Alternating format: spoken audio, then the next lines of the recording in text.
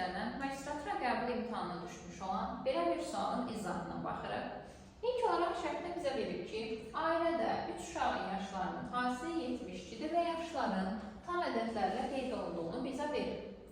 Əkiz qardaşlar kiçik bacılarını çox sevirlər. Deməli, bu 3 uşaqdan ikisinin yaşları eynidir.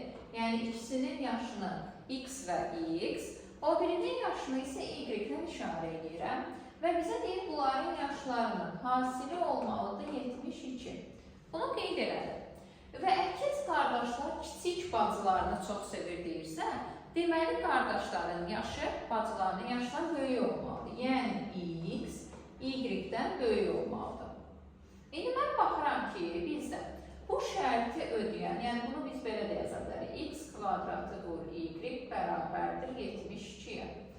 İndi burada qiymətləri yoxlayıram ki, yəni x-ə, y-ə hansı qiymətlər versəm, tam ədəd olmaqla, cavabda 73-ni ala bilərik.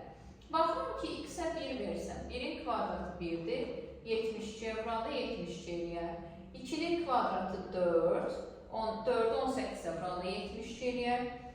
3-ün kvadratı 9, 8-ə vuranda 72 eləyər.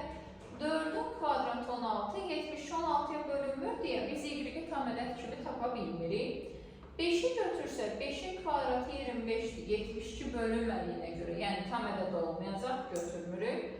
6-nın kvadratı 36, 2-yə vuranda olacaq 72. İndi bizə şərtdə deyir ki, x y-dən böyük olmalıdır. Burada x y-dən kiçikdir, burada da kiçikdir, burada da kiçikdir. Deməli, 6 2-dən böyükdür. Deməli, x-in qiyməti 6, y-inki 2-dir. Şərtdə bizdən soruşur ki, əkiz qardaşlardan biri, yəni 6 yaşdır, bacısından neçə yaş böyükdür, yəni 6 2-dən nə qədər çoxdur, bizdən onu soruşur. 6-dan 2-ni çıxırıq, eləyir 4, cavab olacaq D variantı. Sağ olun, növbəti videolarda görüşənə qədər.